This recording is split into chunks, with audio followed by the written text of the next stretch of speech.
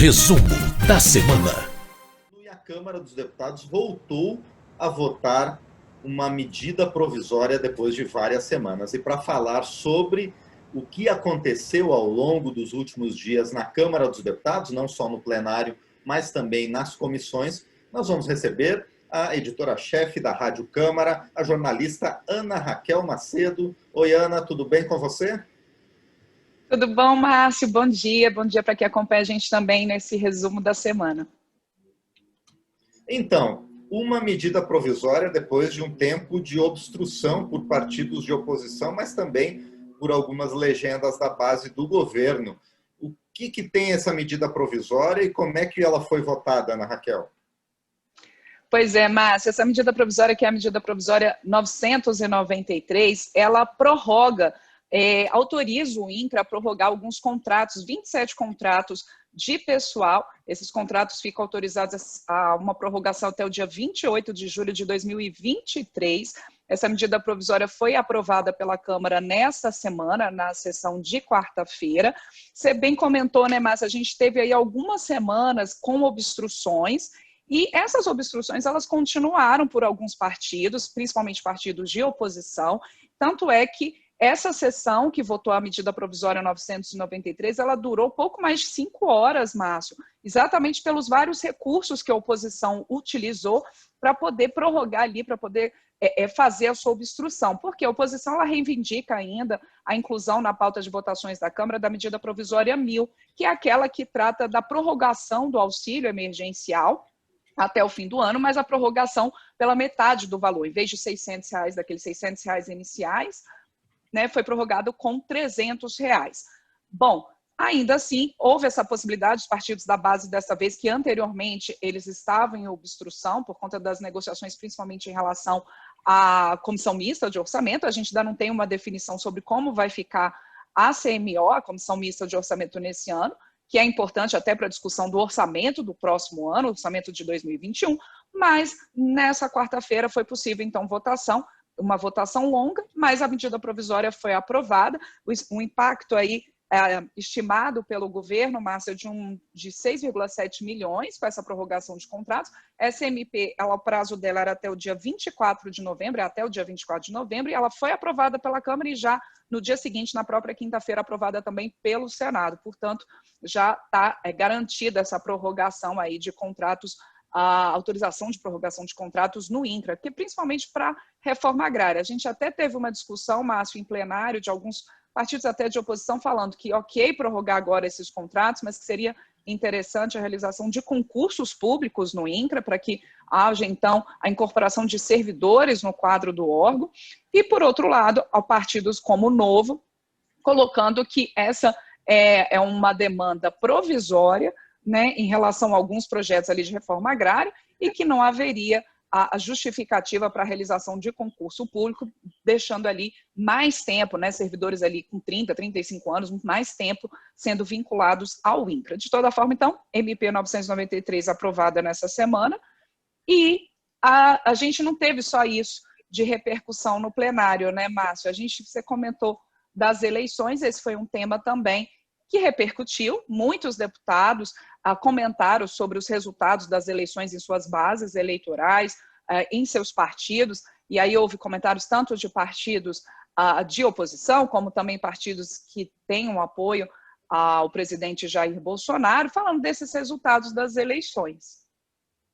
Exatamente, mas e também não foi só, né, as comissões relacionadas ao enfrentamento ao coronavírus também trabalharam ao longo desta semana, inclusive sob a perspectiva, né, de avanço nas pesquisas e testes das várias vacinas que estão sendo criadas nos laboratórios por todo o mundo. Como é que foram as reuniões dessas comissões, Ana? Exato, mas é interessante a gente lembrar que a comissão externa que acompanha as ações de combate ao coronavírus, ela se reuniu inclusive no plenário para esse debate em relação à vacina Coronavac, né? Essa vacina que está sendo desenvolvida em parceria pelo Instituto Butantan em São Paulo com um laboratório chinês, né, o Sinovac. E houve ainda a discussão dessa semana, mas ainda tratou daquele episódio em que houve uma suspensão ali temporária dos testes dessa vacina pela Anvisa, por conta de um efeito adverso, e o Butantan também colocando naquele momento, e novamente nessa discussão em plenário, que foi surpreendido por essa suspensão temporária pela Anvisa. A gente lembra aqui, quem acompanha a gente nesse resumo, que isso já foi revertido, os testes continuam no Instituto Butantan em relação à vacina Coronavac, e houve ali novamente uma discussão, Márcio, tanto de representantes do Butantan quanto da Anvisa, em relação à necessidade ou não da suspensão desses testes ali no início de novembro. E houve a explicação do que seria um efeito adverso versus uma reação adversa, né? O Instituto Butantan fala que, como era um efeito adverso, não teria relação com o teste em si da vacina, né? Num episódio que acabou tendo um dos voluntários, né? Teve a morte de um dos voluntários, mas que essa morte não teria relação com a vacina, não teria relação com os testes da Coronavac. Por outro lado, a Anvisa colocando que suspendeu temporariamente porque faltavam elementos que confirmassem ali com segurança se havia ou não relação com o teste da Coronavac. Bom, houve todos esses esclarecimentos em plenário, inclusive a relatora da Comissão Externa, a deputada Carmen Zanotto, ela do Cidadania de Santa Catarina, ela colocou que seria necessário ali que a comissão e todos os envolvidos nesses testes, que eles pudessem ter alguns protocolos, algum tipo de protocolo ali para evitar esses constrangimentos, porque uma das reclamações do Butantan, né, Márcio, a gente lembra que os dirigentes do Butantan disseram que souberam dessa suspensão temporária pela Anvisa pela imprensa, que eles não teriam sido avisados antes. Então, a deputada Carmen Zanotto propondo ali que haja algum tipo de procedimento para evitar esse tipo de constrangimentos futuros, e a gente teve, então, lembrando aqui também aos nossos ouvintes que depois dessa audiência pública, que foi realizada, inclusive, no plenário da Câmara, de maneira virtual, mas no espaço do plenário, para quem estava presencialmente na casa, a gente teve essa semana a chegada de algumas doses, né, vindas da China, da Coronavac, ali recebidas pelo governo de São Paulo e pelo Instituto Butantan. Os testes continuam e há uma expectativa, realmente, de que tanto esses testes relacionados à Coronavac, como também da vacina que está sendo pesquisada por outros institutos, como a Fiocruz, que é, no caso da Fiocruz, em parceria com a Universidade de Oxford, que todos esses testes avancem e logo a gente tenha vacina aí para o coronavírus, né, Márcio? É o que todo mundo espera. É a expectativa de todo mundo, né? Já a comissão mista, que é composta por deputados e senadores, ela mudou um pouquinho o foco e tratou sobre o apagão no Amapá. Foi isso, Ana? Foi, Márcio. Essa comissão mista, ela é composta tanto por deputados quanto senadores. Ela foi criada para acompanhar principalmente os efeitos econômicos da pandemia de Covid-19. E por que ela tratou do Amapá? A justificativa também é porque, com esse apagão no estado, né, a gente teve um primeiro apagão no dia 3 de novembro. Essa semana a gente teve um novo apagão, que não durou dias, mas horas, mas ainda assim está ainda muito instável o fornecimento de energia lá no estado do Amapá. A gente teve, inclusive, o adiamento do primeiro turno ali das eleições municipais na capital Macapá para o início de dezembro, porque não havia condições da realização do pleito no último dia 15 de novembro, exatamente por essa instabilidade no fornecimento de energia na capital. E uma das preocupações da comissão mista foi, bom, com esse fornecimento e com toda essa questão de segurança, segurança também alimentar, energética, como é que vai ficar o tratamento dos pacientes de Covid-19 no Amapá? Por isso a justificativa da realização desse debate. Mas o debate em si, Márcio, tocou principalmente na questão do apagão, né, de porquê desse apagão. Então, foi convidado o diretor-geral da Agência Nacional de Energia Elétrica, o André da Nóbrega, e outros participantes ali também, comentando do porquê, e os deputados e senadores questionando se a ANEEL está fazendo o seu trabalho de fiscalização dessa concessionária de energia que é responsável lá pela subestação, pela distribuição de energia no Amapá, que é a LMTE, e a ANEEL, diretores, dirigentes da ANEEL, colocando que sim, que eles estão fiscalizando, que há a possibilidade, que eles ainda estão investigando as causas desse apagão, que há a possibilidade de aplicação de multas e até, no momento extremo, até de extinção dessa concessão que está lá para essa empresa, a LMTE, e que eles estão atentos sim, mas que essas fiscalizações pela ANEEL, elas vão sendo feitas a partir de indícios, e ele colocando, né, que em todo sistema brasileiro são 1.418 linhas e 409 subestações. Mas os parlamentares, Márcio, também questionaram essa posição da ANEEL, porque disseram que esse já é um problema lá antigo no Amapá. Citaram, assim, o senador Randolph Rodrigues, né, comentou que um dos transformadores lá já estava em manutenção há 1 ano, que não havia alternativa em caso de falha de uso. Estão apontando que, assim, na avaliação dos parlamentares, de falha, sim, nessa fiscalização. E a gente lembra o seguinte, Márcio, depois dessa audiência que houve na comissão mista da Covid, a Justiça determinou o afastamento temporário dos dirigentes da ANEEL e também do ONS, o Operador Nacional do Sistema Elétrico, exatamente para poder investigar melhor o que aconteceu nessa questão ali do Amapá. E a gente teve, e isso vai chegar à Câmara também, a gente teve a aprovação nessa semana no Senado de um projeto de lei prevendo ali um apoio aos consumidores de energia do Amapá, um apoio, né, uma tarifa ali, provavelmente uma tarifa social na conta de luz dos consumidores do Amapá, porque foram muitas perdas, então que haja ali a possibilidade de apoio a esses consumidores. Foi aprovado esse projeto no Senado.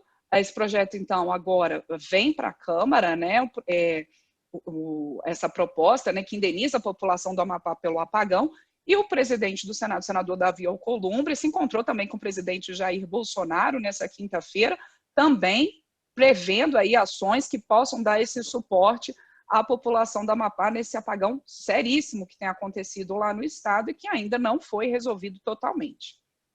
Pois é, esse projeto beneficia não só os consumidores residenciais, como o comércio e a indústria, né, lá no estado do Amapá.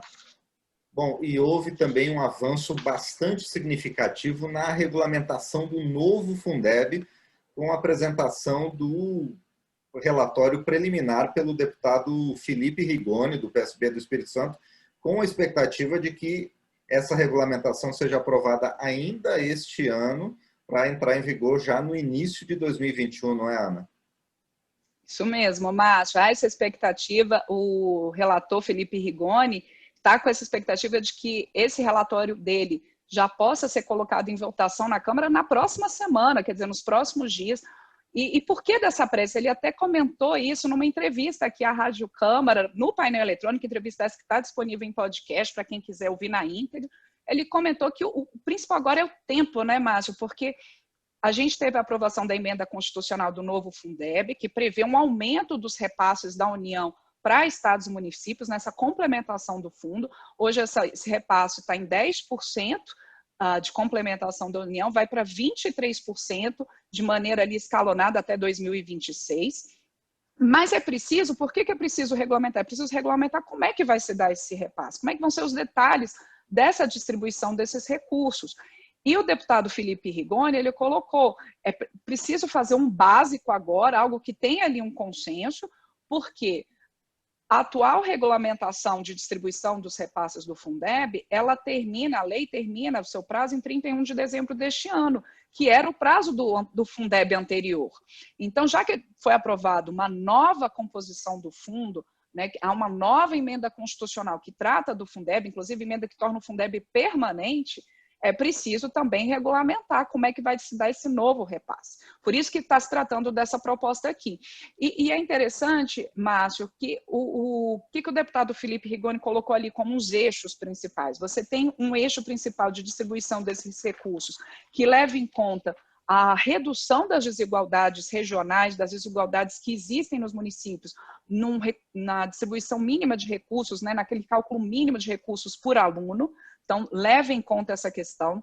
Tem um outro critério que leva em conta também a distribuição de recursos, reconhecendo a boa gestão, reconhecendo ali o comprometimento da gestão municipal nessa distribuição, quer dizer, aqueles municípios, né, independentemente das suas condições, que eles conseguirem evoluir né, nessa redução das desigualdades de uma maneira mais forte, eles vão ter um estímulo para continuar nesse trabalho, então esse é um outro critério. E tem também a possibilidade de você ter, em parceria com o poder público, a distribuição de recursos para entidades privadas que tratem de educação, como, por exemplo, do Sistema S. O deputado Felipe Rigoni, ele lembrou que hoje você já tem a possibilidade de parcerias do poder público com entidades confessionais, com entidades filantrópicas, mas para a área de educação infantil, para a área de educação rural, para a área de educação especial. Mas a ideia é que seja possível também esse tipo de parceria para o ensino técnico e profissionalizante. E ele lembrou que entidades como do Sistema S já têm um know-how, quer dizer, já têm a experiência nesse sentido,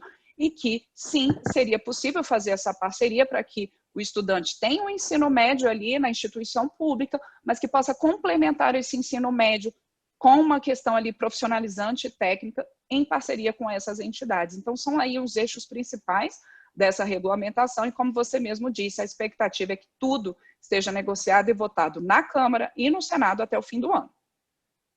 É o que todo mundo espera e foi uma grande mobilização em torno da aprovação do Fundeb permanente com novos valores. Bom, muito bem, Ana. Então, esses foram os principais assuntos debatidos na Câmara dos Deputados ao longo dessa semana. E eu, como sempre, agradeço a sua participação e nos encontramos na próxima semana novamente. Até lá. Até lá, Márcio. Obrigado. Um excelente fim de semana para quem acompanha a gente.